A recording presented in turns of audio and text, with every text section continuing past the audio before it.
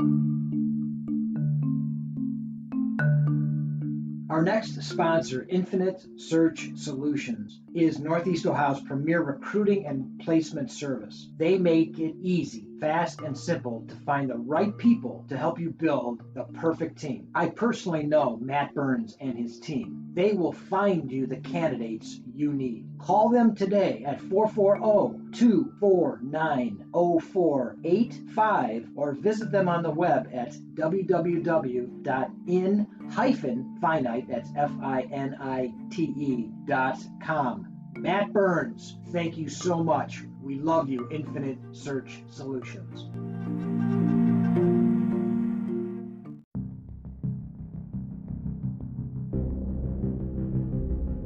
Blood Time, the podcast that speaks to the bond, the emotion between coach and athlete at the interscholastic and intercollegiate level.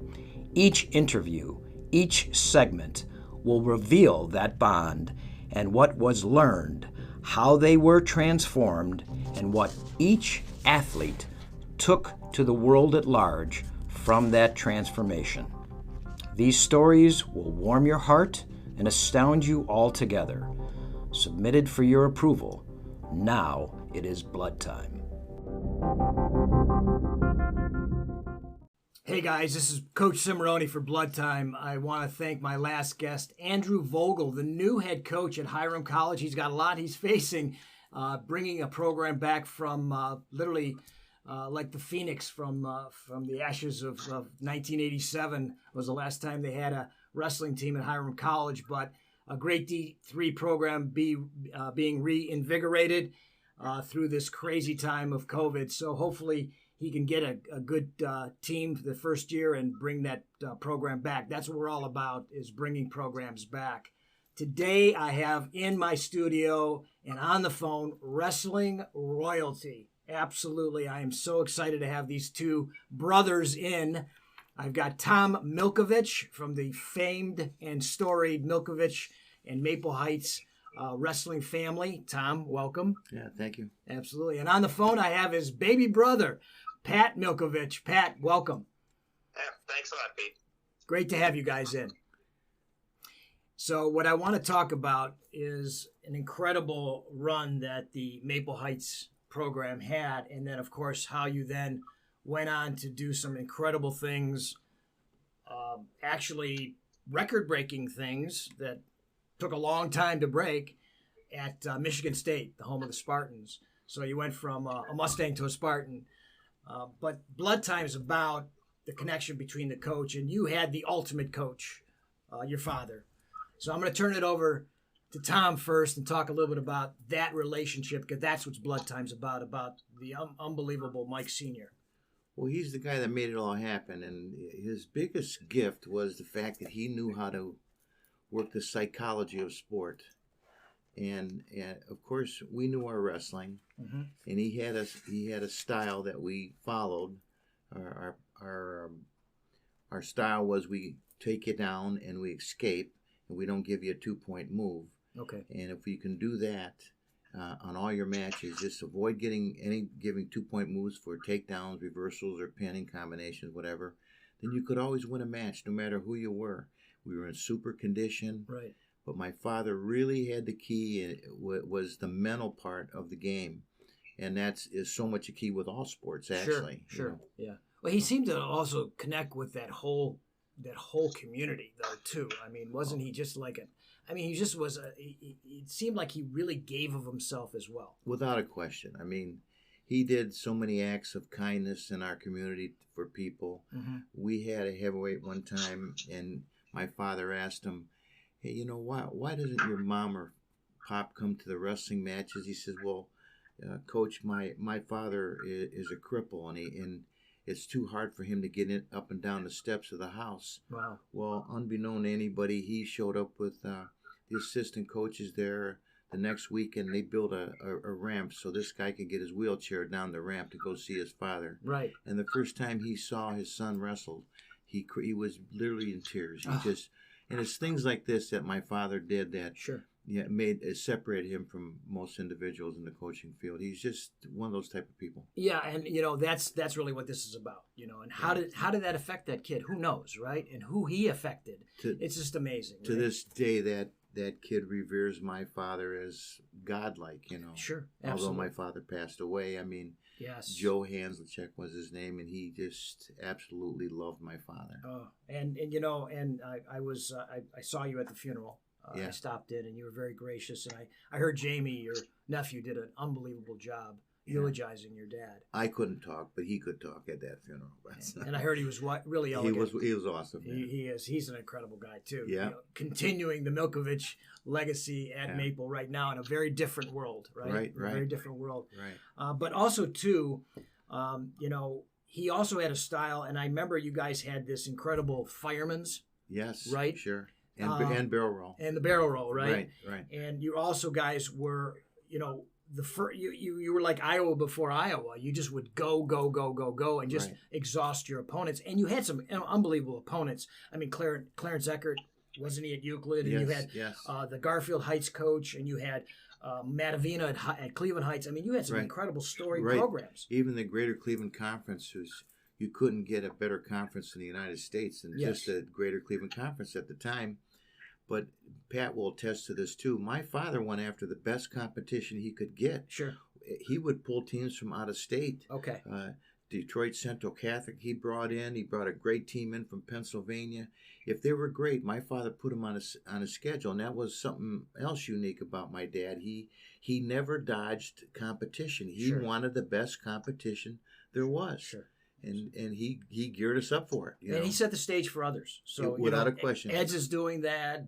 Parrish Graham, your Iron Man is the ultimate testament to your father's vision. And Pat, I'm going to get to you as the baby brother of all these unbelievable athletes that you came. I talked to Jim Kalins, and he said to relate a story about how you had to do something to get a soda pop. Was there some type of competition that you did with your brothers to get a drink of soda pop? Yeah, I'm the smart strategist wrestler. Okay. So there was one bottle. We don't, for some reason, my dad always had things set up to if everything was a competition. Right. You couldn't go fishing to fish. It was quarter on the first fish, quarter on the most fish, quarter on the biggest fish, kicking the pants, whatever. I love it. We couldn't play ping pong in the garage just to play ping pong to enjoy the game. Right. You gotta push ups for the loser. There's my brothers instituted pain consequences with punches in the arms and zaps in the head. It's just the way we were. Everything was a competition. So there's one bottle of pop left in the refrigerator. Okay. So run in there and everybody wants it. Well, there's no such thing as sharing. Right. We have to wrestle off for it in the living room. How fun. So they start with Mike and Dan. Okay. My dad's got a big grin on his face. Yeah, watching you. What a great idea. I got the kids competing here for a bottle of pop. Mike and Dan go in, and they're going tooth and nail, takedowns. And then the winner of that has to wrestle Tom. Okay. And then the winner of that's going to wrestle me. And, of course, I'm the smallest. Right. I hate wrestling. I want to be a figure skater, So I have no shot. Oh, my God. So while they're in there wrestling, I grab the bottle of pop, run down the basement, and drink it. Oh, that's fantastic. My dad laughed so hard. Oh, my God. Damn it, Pat. He says, you outsmarted everybody. I love it. Well, it's interesting. Go ahead. Well, I want to mention something. Going back to what you originally asked in the beginning about what made him such an effective coach. Yes. Part of it was the style, and Tom hit on it. He had a way of connecting with kids emotionally. Sure. Kids that maybe the principal, they were always in trouble. He had a lot of those kids with broken homes and lots of arguing and fighting at home, but they found peace and they found a lot of success through wrestling. And my dad would get these kids that were kind of almost lost in a sense. Right. Hey, why don't you come up? He put his hand around them, around their shoulder. He rubbed their. Hey, come here, Butch. Let me talk to you. You don't need to be a jerk in school. Why don't you come out for wrestling? You got muscles and you're a good-looking kid. But it just made you feel like, God, I can be a part of something. Yes. And he did this. He did this in a community of 5.1 square mile community. I know. He didn't get move-ins. He didn't recruit the Cleveland area. He wasn't out shaking the bush, hey, come wrestle for Maple Heights. He used the kids that the community produced. Right. And, I mean, Howard Ferguson didn't happen to have an epiphany about wrestling in a year. Right. That all started because of my dad, because of my brothers. No doubt. Yeah, you guys absolutely were the well, story. We went over and helped Howard out in the beginning. Oh, sure. Yeah, well, I know Romano was over there, too, as an assistant Yeah. coach. I interviewed Frank, and he talked about how he went there. Right. Sure. Right. Yeah. And, Pete, that happened in a one-year period. Yes. The year that the Milkovich family got involved with Howard. Right. And Frankie and Gary Cerasi and a few other people. Right. We brought the Maple Heights style of wrestling into that room. No doubt. Okay? He didn't all of a sudden get wrestling religion and become a great coach. No doubt. It was because of us. Well, I'm a product of that too, Pat, because Beechwood was exactly the same. Coach I Marino did not reinvent the wheel. He took the brilliance of your dad, and we were takedown artists. Mm-hmm. We took you down, let you out, and just demoralized you. Yep. And, a little Jewish school, right, had 15 state champs. Oh, that I mean, really something, actually. It's unbelievable. Even to this day, they're still producing good wrestlers. And so I could not be more of a disciple of that. I mean, I was never anywhere near a good wrestler to that quality, but I was a fireman's guy. I believed in that, and so. The other thing my dad did was he created this style of wrestling that virtually you put that style of wrestling. You take Mike, Dan, Tom, me, put us in a wrestling room. I don't care what it could be college, it could be high school. We will improve that wrestling. No doubt. Yep. Because the style is so sound. Yes. And it's simple. Mm-hmm. But the thing is, lots of people don't understand the fine points of teaching. Everybody teaches fireman's carry. Well, how come one school like Maple Heights can hit it much more often and with more success than any other school? Right. No question. And everybody knows it's coming. They knew we were going to do stand-up. They knew we were going to do fireman's carry barrel roll. Right. And they couldn't stop it. But you took your match to them. Oh, yeah. You took your match to them. And if they beat you because they were just flat out better. Yeah. I always say they beat us because we had lousy coaching. So. Well, nobody beat either one of you very much in high school. I mean, here we're talking about arguably one of the two of the top 5 wrestlers that ever come out of this state. And I have the opportunity of having Alan Freed on my staff at Beechwood back in 14-15, and I've known Alan since he was a kid and watched him wrestle, and probably he's in the same top 5 there. But you guys came from an era where you weren't able to wrestle as freshmen. Right. College, we were only sophomores, our first year. Yes. So, so you didn't have the chance to be 4-time state champ. No. But you probably both would have. We think you don't think so? You don't think so, Pat? Why? Me before? No way. So I was fortunate to win it my senior year. Okay. I didn't like wrestling. I didn't care for it. I tried to quit in 8th grade. That didn't go over. Okay. Well, let's talk a little bit about that. How did you fight through that, and what made you become a national? I'll tell you how I fought through it. My dad says nobody's quitting in this family. Not you, not your brothers, your sisters, your mother.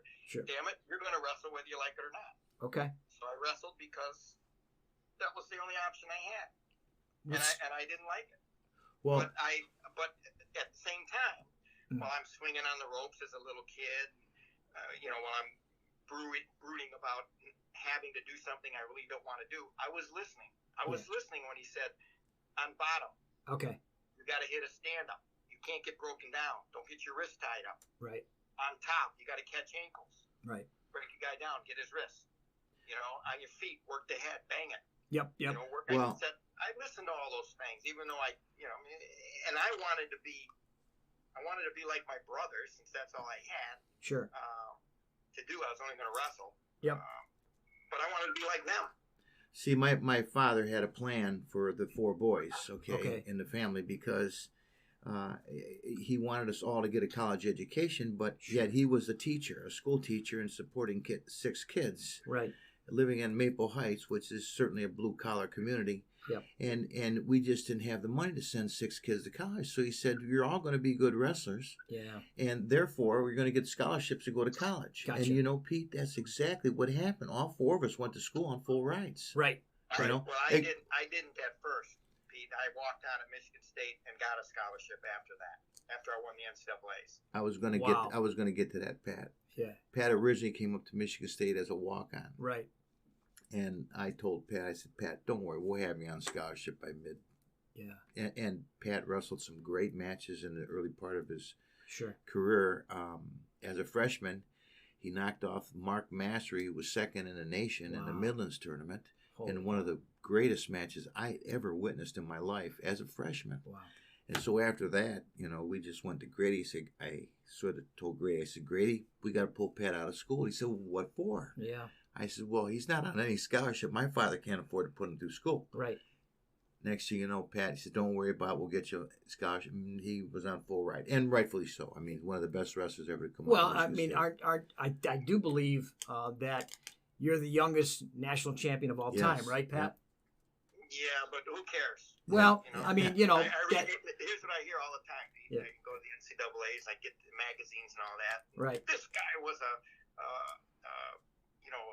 legitimate freshman who won it from Cornell or from Iowa or from whatever. Right. Nobody says a word about me being 18 years, 3 months. Nobody cares. Yeah. They only care about recently and. Well, I care. I care, and my audience is going to care. Believe me when I tell you. So that's a pretty cool thing because we had Lee Kemp on, and he talked about how he was just, I think, 18 when he beat Gable in that Open. So there's some good young blood coming out of Ohio back in those days, and you know that's quite an accomplishment, Pat. So with that, let's take a little break, commercial break, and we'll be back.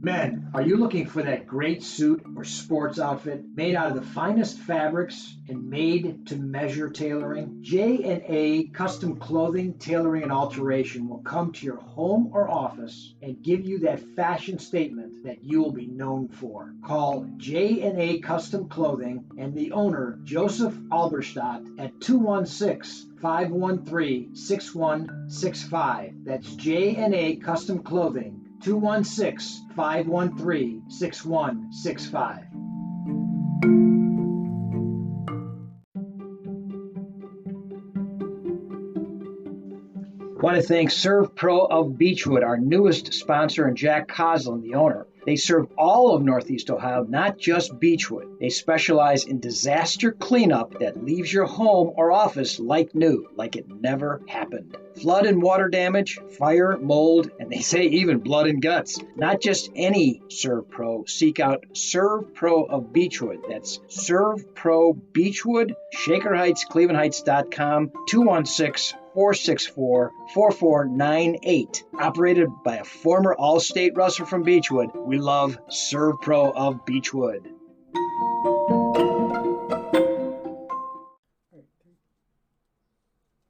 And we're back with the Milkoviches, Pat and Tom, wrestling royalty out of Maple Heights and the Michigan State Spartans.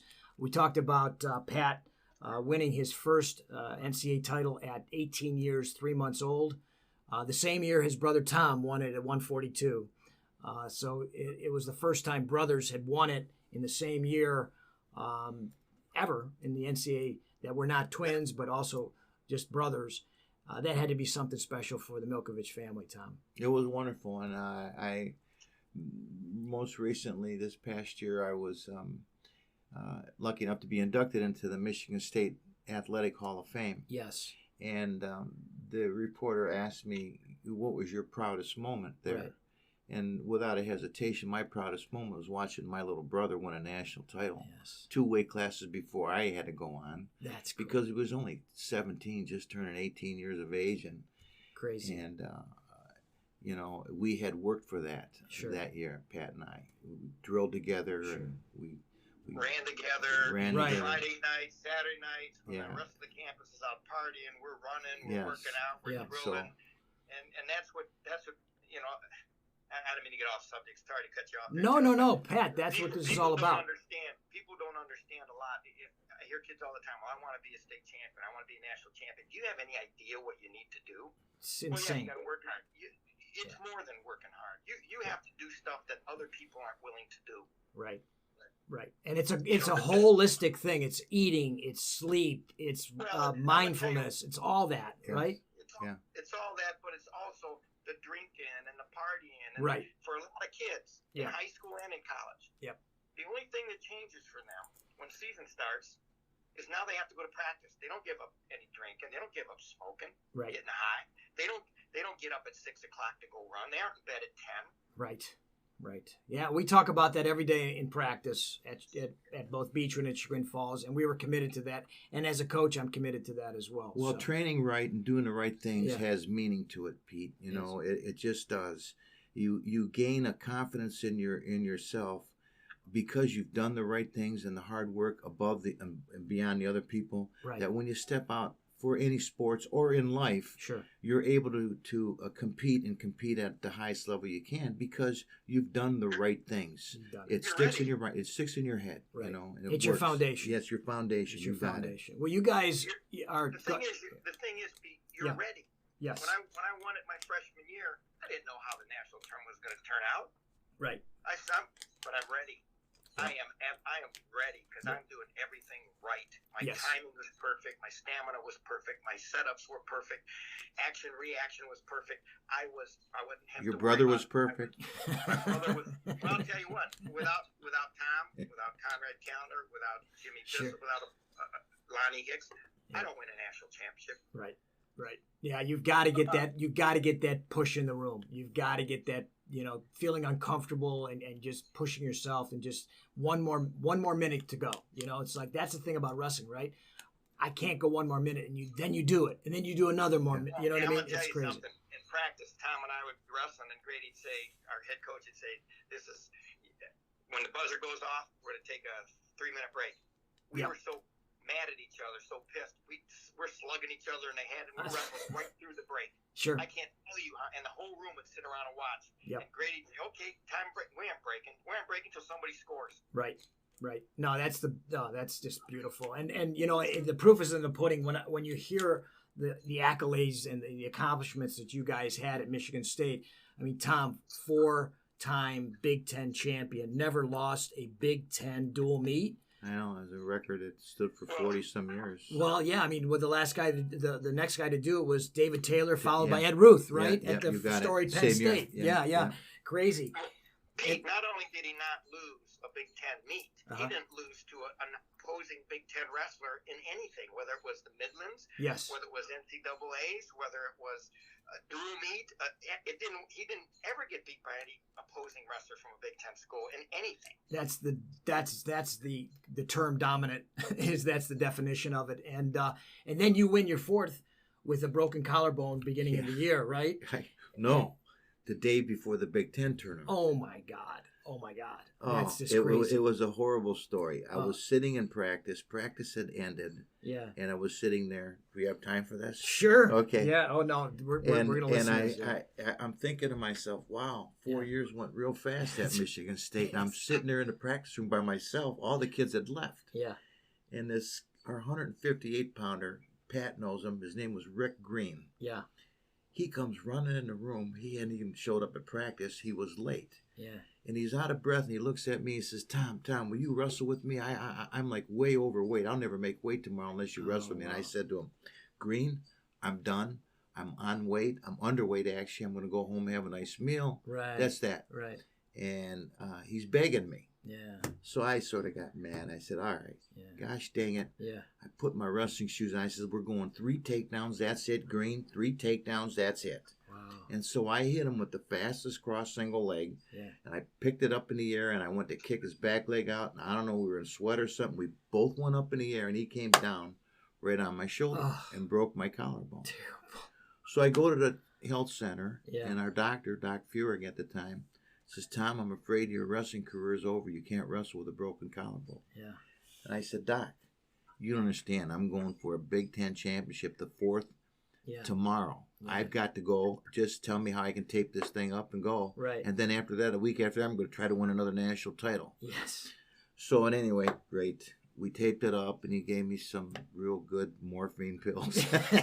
Back in the day, right? And I muttered myself through the Big Ten tournament, as Pat will attest to it. But that was the story, right? The day before the Big Ten championship. And what I was going to mention, too, because Pat was talking about how you win these championships and the hard work.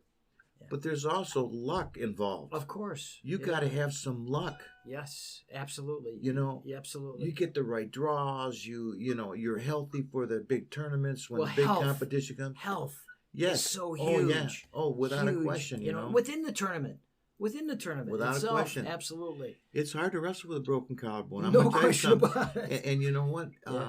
Your all your muscles in your neck and your shoulder atrophied within 4 or 5 days. No question. You've got no strength when it's all over. No question. And that's what happened to you in the Nationals. Yes. Right? Yes. So, but I'm saying you need luck. Absolutely. Well, and Pat, I'll throw this back to you. You're a 4-time NCAA finalist, a 2-time champ, and right? Fortune had it shined its face on you. Your freshman and junior year, right? And it didn't necessarily shine its face 100% on you as a sophomore and a senior. Am I correct?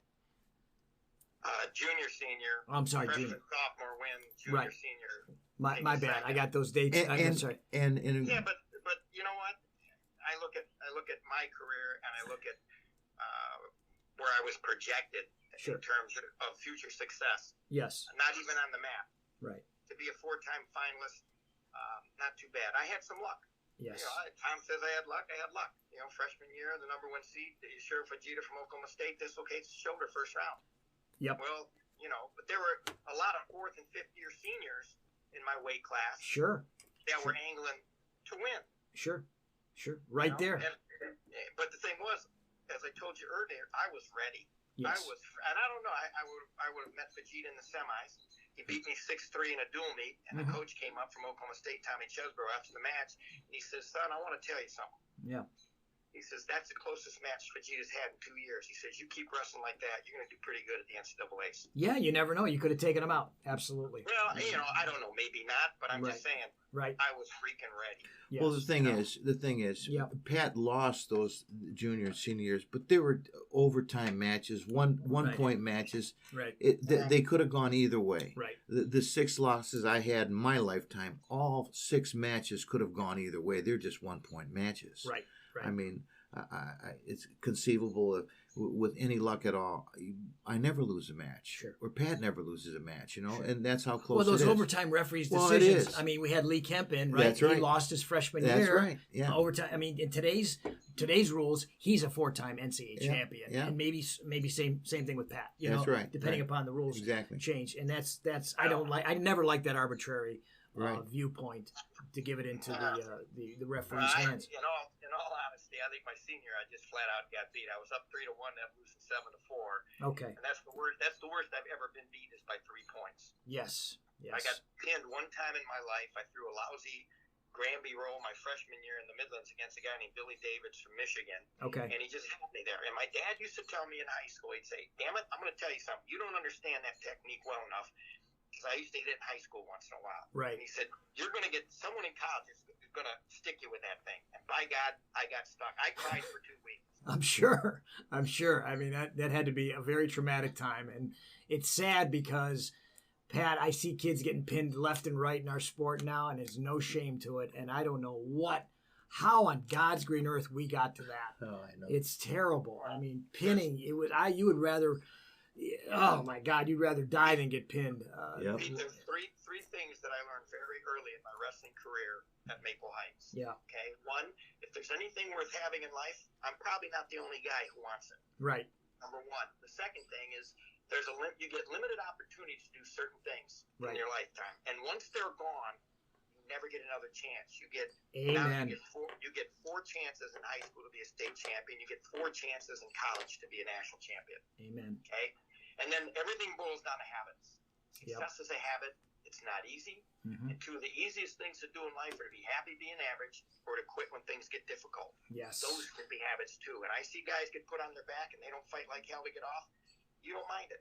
Yep. And that was something my dad was able to instill in us when we were wrestling. When you put that Maple Heights uniform on, it means something. Yes. You've probably scored a couple points just by being able to put that uniform on and step on a mat. Yes. Yes. And I'll tell you, I tell you, when I took over Beechwood in 14 and then retired and then took over Chagrin Falls just recently. And the one thing I instilled in these kids, I said, if you're on your back, first of all, don't get put on your back. But if you're on your back, fight like someone's trying to take your mother away from you.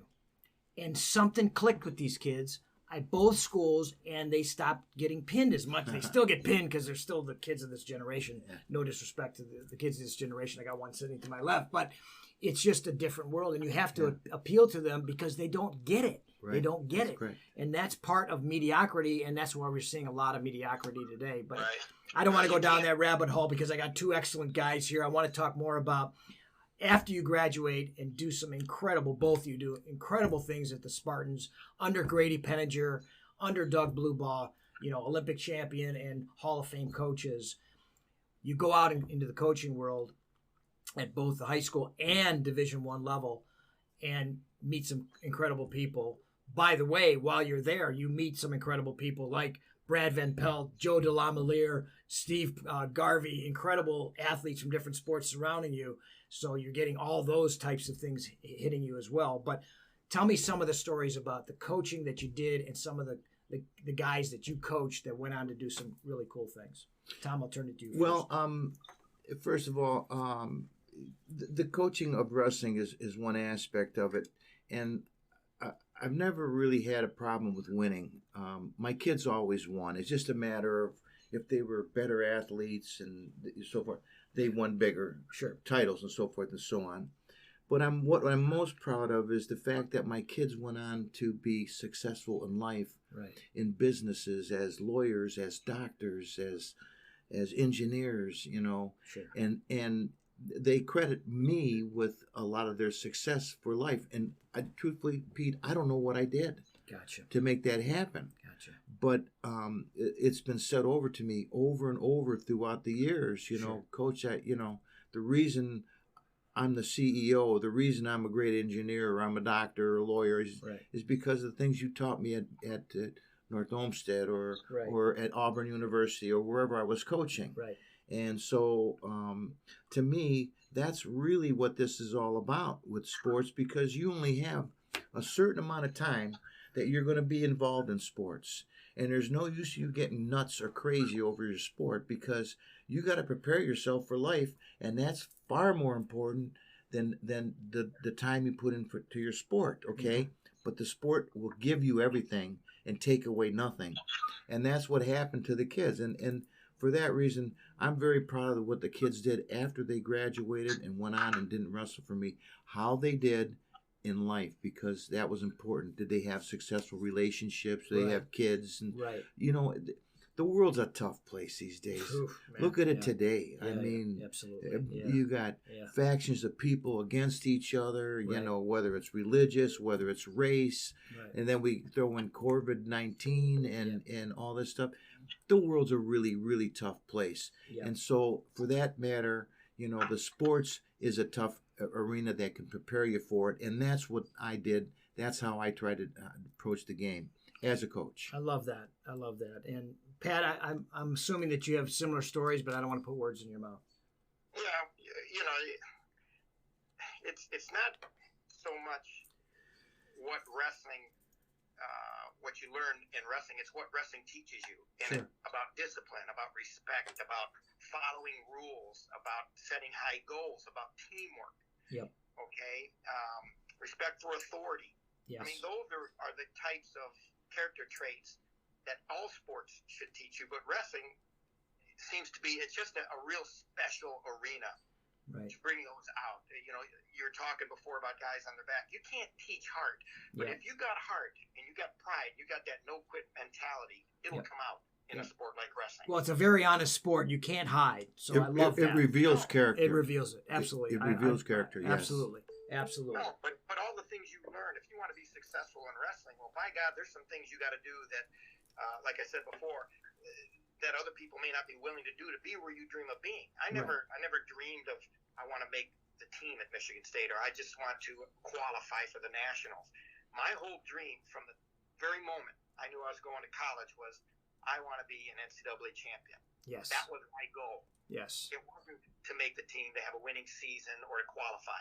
Right. Because I've had kids on teams that I'd ask kids in the beginning, what do you want? How good do you want to be? Oh, I'd like to qualify for state. Okay, so what happens when they qualify for state? They qualify two and gone. Gotcha. Because that was their goal. Or something goes wrong preliminary to that, and they don't even make it to state because for whatever reasons, like I'm thinking, if I don't win the NCAAs or state championship, maybe I'll be second, third, or fourth. That's the way I thought. Okay. And I ran like I wanted to be an NCAA champion. Tom drilled like he wanted to be a national champion.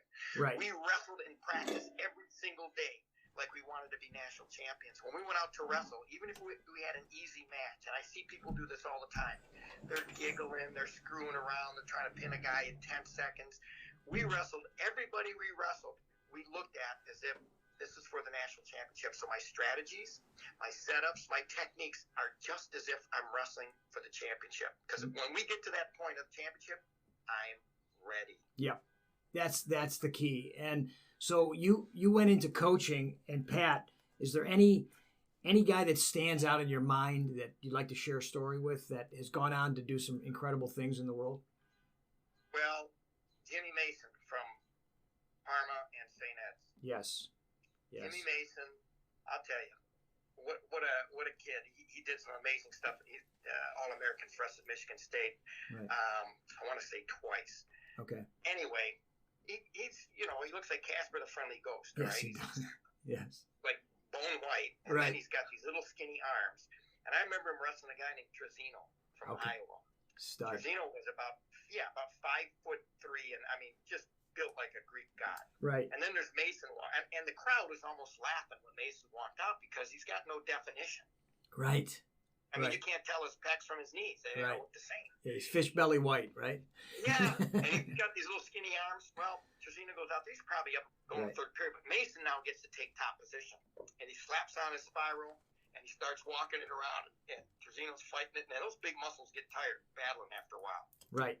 Mason ends up beating him, sticking him on his back 2 or 3 times. I love it. And beats him. And I'm telling you, man, and you talk about a kid that had grit and no quit and didn't like to lose but was just such a competitor. He sticks out in my mind. Mike Potts from Akron College. The Potts boys. Yeah, John and Mike.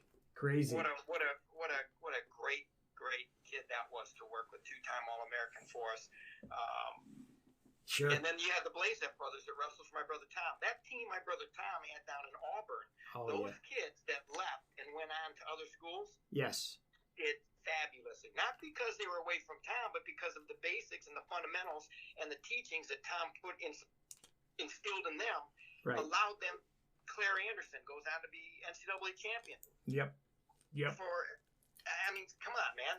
That's crazy. That's crazy. And that is, I'm going to tell you, Pete, that's all Maple Heights wrestling. No doubt. Well, I know a couple of Beechwood guys are going to go down there, right? Fisher and Stone. Yeah. Yeah, we had Fisher. We had little David Fisher and Ricky Stone wrestled for me in Alabama. Great kids. Quick story about Fisher. Fisher was the reason why Zimmer was a first four-time state champ, because Fisher would have beat him hands down, and Zimmer admits to it. But Fisher dislocated his sternum in the quarterfinals at state and literally could not wrestle. And so Zimmer won it that year, and Fisher was like going to be the state champs. So I have a good story for you here at Auburn University. I had a young man, his name was Jeff Bannon. Okay. And you asked me the greatness of sports and what things happened during the course of a career as a coach or as a wrestler. And anyways, Jeff Bannon was a walk-on at Auburn University. Sure. He was from Alabama, and he was a tough guy, but he could never cut it because the guys I had recruited in from Ohio, Pennsylvania, they were just so much better than Jeff Bannon, but he never quit for 4 years. Wow. He was a walk-on. And his senior year, I was so appreciative that he stayed out for 4 years. I put him on a partial scholarship. Nice. The sad part to the story is he gets married, and a certain number of years go by after his college, and his wife's pregnant, about to have a baby, and his wife sends me a letter and says, I just want to let you know that Jeff had Lou Gehrig's disease, and he doesn't have long to live, and he's not going to be able to see our child that's born. It's going to be a boy, and his most cherished time that he ever had in his life when he wrestled for you at Auburn University, and he asked me if I would write you so you could write a letter about him and how he was at Auburn University and during those periods of time. Well, you try to write a letter like that, and you just can't hold your tears back. It's just so difficult. Sure. But what did I do, or what did we do at Auburn University that this kid who got beat for 4 years in the wrestling room stayed out for wrestling and wanted to be a part of the team? And end up with Lou Gehrig's disease and then dies. Yes. I mean, it's stories like this in sports that really set you back and make you think, okay, I won the national championship and 4 Big Ten titles, but certainly this story has more. That's your currency, man. That's your wealth. You understand what I'm saying? And that's the DNA of your dad. Yeah, exactly. And your DNA of your dad now is affecting that sadly deceased son. Exactly. Because he knows that there was somebody like you in his dad's life. Yep. You know what I mean? So that's the beauty of blood time, right? This is blood that's time. Right. This blood is what time. This is all about. You know got what it. I mean? And so, and I know that, Tom, I know, we had Coach Ian here, talked about his grandson who was murdered in Chardon, and I know that you had a traumatic thing happen to you with Candace in college, and you used that tragedy to fuel whatever you used to do what you did with that, and then take that lesson into the real world. I know. We were in love. Of course. We were in love, of course. that girl and I. And we had planned on getting married when we got out of college. Yeah. And it just didn't work out that way. Watching her die in a car accident. Sure. Take her last breath was very dramatic. Sure. And you got to pick yourself up too, Yep. because you still have another year to compete and stuff. But life doesn't always go the way it's supposed to go. And the same thing in wrestling matches. It doesn't always go the way you want. Right. You try to prepare the best you can, and you train the best you can. You do the right things. But, it just doesn't always go the way you want it to, and you have to make your adjustments. And so that's what you have to do. And I appreciate you sharing that little bit of moment with us. And, guys, I could talk to you guys forever. I mean, you're just awesome. And, Pat, you're incredible. And what we do at the end of Blood Time is we ask the guests to leave us with a nugget, a little treasure to take to the audience. That you have taken from the sport. So I'm going to turn it over to Pat first, and then I'm going to end with Tom. All right, I'm going to tell you a quick story about a kid named Gary Ceresi. Oh, I love Gary. One of my big inspirations. Sure. In high school. Him and Rick Cornell. But Gary Ceresi, when I came in as a sophomore to Maple Heights High School, Gary was a junior. Okay. And he hadn't wrestled. At Maple Heights, when you're a senior, you don't get to wrestle junior varsity. You're either varsity or you're just a workout partner. Gotcha. Anyway, Gary's a junior at the time. Okay. And he and I have to wrestle off. Yep. And I beat him. So I'm on the varsity spot, and he shared duties with another guy on the JV spot. Okay. So now we're going to go to the senior year. Gary's wrestling up a weight. I'm 107 and he's 115. Right. And he's second string to a guy named Pat Bowen. Okay. Pat Bowen was tough. Right. Pat Bowen, third match into the season. Now, Gary is working out just like he's a varsity guy. Right. And we're working out one day. My dad would bring us in on Sundays. We'd run the halls for 45 minutes, just run the hallways of Maple Heights High School. Sure. And I asked him, then we're done, we go climb ropes. And I'd look at him one time and I said, why are you doing all this? Yeah. You aren't even going to wrestle this year because of Bowen. He says, you know what? If your dad ever needs me, and it's just for one match, I want to make sure I'm ready. Brilliant. And I'm thinking, he's not going to wrestle at all this year. Bowen breaks his leg. Wow. Freak accident, breaks his leg in practice. Tracy steps in, goes undefeated for the rest of the year until he wrestles Paul Schonauer from Euclid in the district finals. He loses in overtime. Okay. Goes to the state tournament, makes it to the finals, beats DeMarco from Garfield. Yes. To get there. Anyway, Gary gets to the finals of the state championship, and he's wrestling Schonauer again. He's down 3-zip, third period. He gets out. They go out of bounds. My dad gives him a signal. Bang the head, hit a fireman's carry. Yeah. Gary nods, walks out, boom. Takedown, back points, state champion. Unbelievable. that is the kind of kid, that's the kind of inspiration that my dad was able to pull out of kids at Maple Heights. That's fantastic. And what he's done in his career, unbelievable. Gary, I mean, from coaching to administrator to a politician to just good guy, supporter. Great guy.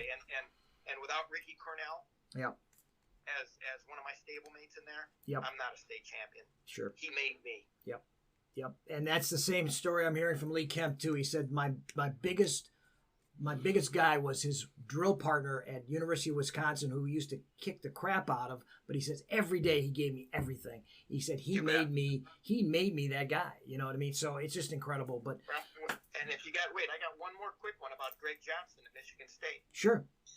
When I came in as a freshman, I walk in. We go down to the wrestling room, and I'm looking at the depth chart. I'm number 5. Okay. At my weight class. There's 2 guys on scholarship ahead of me, and then 2 upperclassmen in front of me. Wow. I got to wrestle all these guys off to make the team. Wow. I'm going, holy crap. Yeah. I'll never make this team. Well, long story short, I'd wrestle Greg, Tom, Conrad every single day. I had the best guys in the room to wrestle. I got the crap kicked out of me every freaking day. Crazy. And I'd cry at the end of the practice. Practice was over. I'd head down a hallway, sit under a stairwell, put my hood up over my head, and I'd just sit and bawl. Right. I can't believe I'm getting beat so bad like this. I'm never going to make it. Yeah. Well, and Greg Johnson used to beat me up so bad. He's the one that made me cry at the end of practice. Besides my brother Tommy. Tom was first, and then Greg. Anyway. Yeah. It comes probably middle of December. Okay. I'm wrestling Greg one day, and he's beating me up so bad. It's the last thing we're going to do, and I start to whimper. I couldn't wait to leave practice to cry. I start crying right there. Oh, wow. And he's on top of me, and he says, Patty, cry all you want. I'm still going to kick your ass. Right. So the last time I cried in practice. I love it. And then in February, Coach Penninger calls me in the office. I got to talk to you. I said, why? And he says, come on in. I come in, and I said, Coach, what do you? I don't skip class. I don't cut school. I don't drink. I don't smoke. What am I doing wrong? Right. He says, Greg Johnson was in here yesterday, and he wants to quit. I said, why does he want to quit? Because he can't beat a freshman.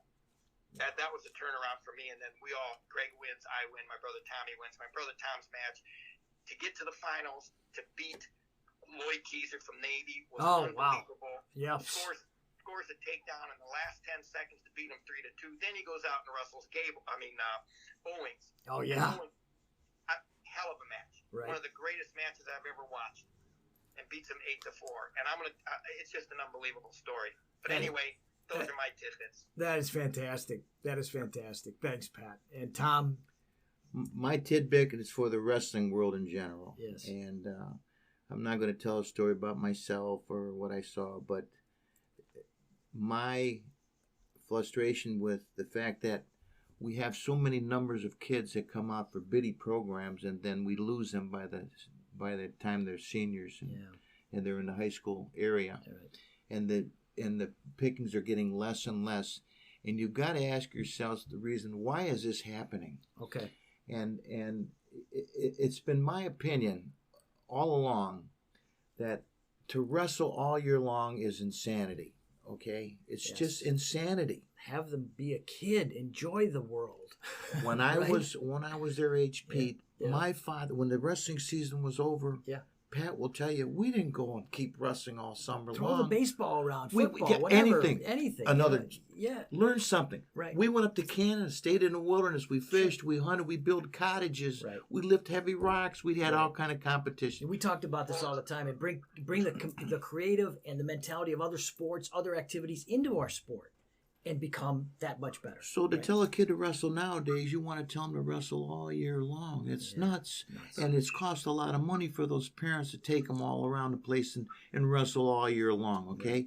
Number one. Number two, we're not doing this sport for the fans anymore. We're doing it for the wrestlers. And this is wrong, very wrong. Right. Because you have no power if you don't have people in the gymnasium to watch. Yep. So what do? They do wrestling tournaments. And you're going to be sitting in a gymnasium from 7 o'clock or 8 o'clock in the morning all the way till night, and the next day the same thing. Right. People don't have time for that. No. So you're losing the fans, especially the kids in school. They're not going to sit in a gym for 2 days to watch wrestling. I couldn't agree with you more. And people are starting to hear that, and they're starting to shorten the actual tournaments. When I graduated from high school, Pete, My record coming into the sectional tournament was 13-0 or 12-0 like that. All dual meets. All dual meets. Right. And all packed houses where we went. They I've were seen full. The gymnasiums were full of people. Why isn't this happening anymore? I couldn't agree with you more. It's 100%. happening because people would enjoy an hour and a half worth of a sporting event and then go home. Yep. Not 12 hours of it on Friday and Saturday, for crying out loud. I agree with you. We're killing the sport because we're doing this. Yes. And any person in wrestling wants to differ with me, I challenge them, because I'm telling you, it's the wrong thing we're doing. I couldn't agree with you more, and I think colleges are recognizing that, and you'll see all their tournaments are in December and then dual meets. And I'm trying to do the same thing in high school, because dual meet rivalries is what I mean. I've been, I coached Beechwood versus Richmond Heights. And in 1979, we packed that gym. Right. It was insane. It was insane. Yeah, and that was a beautiful journey for you, wasn't it? Absolutely. To have your kids from the school, your buddies, girls, guys, whatever, flood the gymnasium to cheer for you. Absolutely. We had that going on. I went to the Maple Menor match in 1975. Ray Barrett had a tough match, and I watched that. It's burned in my memory. We had that. We had the best thing going on in wrestling, and we destroyed it because these people, these coaches in wrestling going crazy, wrestle year on tournaments and tournaments, so we get more matches in. That means they don't have to coach as much because their kids wrestle more. Right. It's a terrible thing that we're doing, and it isn't going to stop. No. No. Well, we got to do something. We got to do something. Just to dovetail on that, Pete. Yeah. We only wrestled once a week back then. Right. We had Monday, Tuesday, Wednesday, Thursday, Friday to work on technique and strategy and things. Now you wrestle twice a week, Monday, Tuesday, and then you got something Wednesday or Thursday, but you don't go hard Wednesday. So you're wrestling hard Monday, Tuesday, but not really much on Wednesday. Yeah. And you got something Thursday or Tuesday if you got something Wednesday, and then Friday you're going easy because you got a tournament Saturday. And we're not coaching. Yep. Yeah. We're just competing. It's a different mentality. There's no question about it. And I've had to evolve to some degree as a coach, and I understand what you're saying, and that's why I'm trying to get back to an old style. And it's schedule. Hard. It's hard because your competition's doing it, so you got to join in the thing. It's like the sheep that are going over the side of the mountain. They're all following each other over the side of the mountain. Yeah. And that's what's happening with our sport. Yeah. There's some contrarians out there, and I'm kind of one of them, and I'm trying to get this information out there, and I appreciate you guys saying this because it needs to be heard. Until it changes, we're going to be losing these kids in wrestling. I agree. Where we shouldn't be losing. I agree. We had I'll never forget going to Maple Heights. We had 120 kids one day come out for wrestling in the first. And every program I coached at along the way in those years, they were full of kids because they all wanted to be a part of that. Yep. Now, not so much. You're lucky if you can find a team that has a whole contingency of weight classes filled. No question. I've coached those teams. Take 20 teams. Right. There might be one or two of them that have a whole contingency. Yep. In my era, that never happened. Right. We had not only did we have a varsity, we had a JV. Not only we have a JV, we even had rinky dinks after that. Yeah. I never had a bye in all my entire career. Never had a bye. And like you say, you walked in a gymnasium, it was full of people, they were screaming, yelling, and that was the excitement. I agree with you. That's what made our sport great. Yes. And they're just screwing it up left and right. Across the nation, the top leaders, the top names in the sport, they're all in it. Yep. They're all complicit. Yep. And that needs to change. I agree with you. And until that changes, Pete, we're going to be having a tough time in our sport. You'll see. I agree with you 100%. And I want to, listen, guys, I can go on and on with this. And I think you made your points. It's fantastic. And I want to leave a story, and then I'm going to close it up. The story is from the Jewish Milkovich family, the Weiss family. Great people. Great people, guys. Right? We love them. Gene and Lenny. We love them. Similar story, Pat. The Weissoviches, I love it. The Weissoviches. So this is the Lenny Weiss story. He was the Pat Milkovich of the Weisses. Okay, he was the baby, and he used to have to sleep in the same bed. All three of them slept in the same bed, right? And Earl and Eugene were pretty badass dudes, right? They were. And so Lenny figured, how am I going to get a good night's sleep? You know what he did? He peed the bed. And guess what? He got a good night's sleep because they son of a gun, they beat him up, but he slept on the floor and he slept in the bed. And that's blood time, baby. That's a funny story, That's Pete. blood time. Yeah. So I want to thank Wrestling Royalty, Tom and Pat Milkovich, the storied Milkovich, Maple Heights family. Thank you for coming in, and good luck to you guys. Whatever you're doing in life, continue to spread the gospel of Mike Sr. Our pleasure. Thank you, and it was my pleasure. Our Thank pleasure. you very much. Thanks, guys. Our pleasure. This is Coach Cimarroni for Blood Time. Happy Father's Day, even though it's 2 months before. Happy Father's Day. We are all blood. Love to all. I want to thank JTL Construction, run by 3 former wrestlers, Jeff Leonard, Jason Effner, my co-founder of Wrestlers in Business Network, and Mike McLaughlin. Started in 2004, they're the total project excellence from concept to completion. They're general contractors, construction management, development, third-party project management. And these guys, former wrestlers, former coaches, actually, I think Jeff still coaches, wonderful guys and supporters of the St. Ed's program and the great Greg Urbas. We want to thank JTL Construction. Reach out to them at builtbyjtl.com. Again, Jason Effner, Mike McLaughlin, and Jeff Leonard. Thanks so much, JTL. As a thank you to the wonderful Milkovich brothers, Pat and Tom, we have in studio to pay tribute to not only the Milkovich brothers, but the Milkovich family and the incredible legacy of Maple Heights Wrestling. In studio today is Jamie Milkovich. Jamie, thank you for coming in. Please talk a little bit about that legacy. Well, Pete, first, thanks for having me. Believe me, I've been asked a lot of times to talk about the Milkovich and the Maple Heights wrestling legacy. And initially, when I started talking about it, it became aware to me how big it really was, for the growth in Northeast Ohio. I think the epic moment in wrestling in Northeast Ohio and what's come to be called the golden era of wrestling, the 60s and 70s and into the early 80s when, crowds filled the arenas, was in 1969 when my cousin Tom Milkovich won his 3rd state wrestling title. Unless you were there, you really couldn't equate it to almost personally. I'm a sports fan, from the day I was old enough to think. It was one of the most dramatic events ever. Everyone rose to their feet. He was battling a knee injury. He hadn't wrestled the last 3 matches of the year. He limped around the mat. He was losing 1-0 going into the 3rd period. Came to a 4-1 victory for his 3rd state title. And one by one, fans around the arena stood up and cheered for, it seemed like, 10, 15, 20 minutes. It may have only been 3 or 4 minutes. But it really acknowledged not only a great wrestler, but how far the sport of wrestling had come. I mean, there wasn't an empty seat in St. John Arena. The sport had really grown along, with the Milkovich family and with Maple Heights High School. So the sport had arrived because of Maple, pretty much. Absolutely. And the Milkoviches. In 1968, Cleveland Plain Dealer, Sunday Magazine, had 12 pages of photos and articles about the Maple Valley Forge match. To this day, it was probably the greatest dual meet in the history of Ohio wrestling. It ended up 19-17, Maple won. But it had shown the growth of wrestling. And mainly my uncle Mike Milkovich, who came in the 50s and built the program. And, we were wrestling after school at 3 o'clock in gyms on mats that you'd pull together and cover with horsehair. Yeah. And, by the 70s, they were filling Menor Gymnasium up, which, today has a hard time filling it for the district tournament. They turned fans away.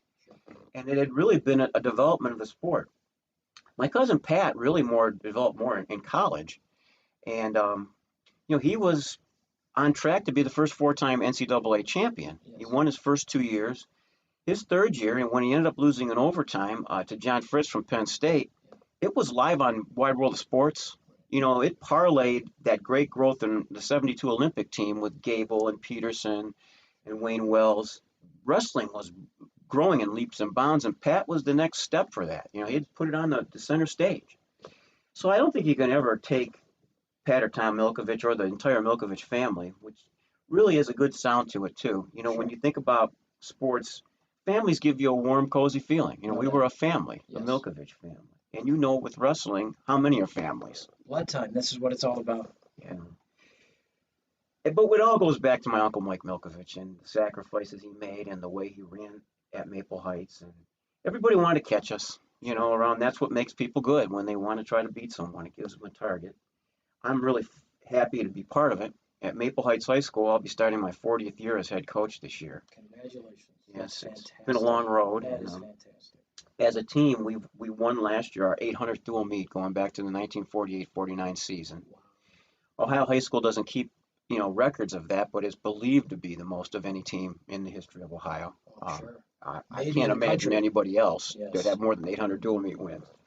And we had a district champion, 4 guys placed at the districts.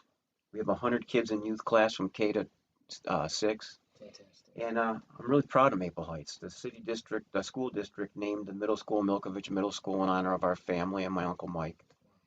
So my cousins Tom and Pats have been heroes of mine. I had a bulletin board and I had my Hank Aaron and Willie Mays cards, but right next to them I had my cousins because they were as big of heroes to me as anybody else. And you became an All-American as well. At Auburn University. Absolutely. And just wonderful memories, and it all because of wrestling. Absolutely.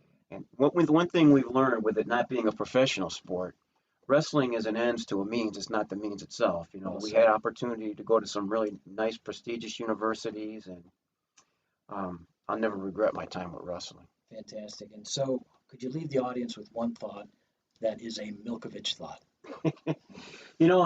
There's so many times I think of my uncle, but I think that he taught us to never give ourselves limits, and to, if there was something out there that was the biggest hill and the biggest mountain, that's the one you wanted to climb. We didn't always get there, but that was what our goal was. Don't give yourself limits. Yeah, myself, when I went into college, it seems big when you're in high school to be a one-time state champion, but when you go to college, you realize that ain't that big of a deal. Yeah. But I would have rather failed going to the top of the level than had success at a lower level. And don't limit yourself. I think that's what we've taught Maple Heights. Thank you, Jamie Milkovich and the phenomenally legendary Mustangs of Maple Heights and the Milkovich family. We are blessed to have you in studio and have had your cousins in this interview. We are all blood. Thank you. Thank you, Pete.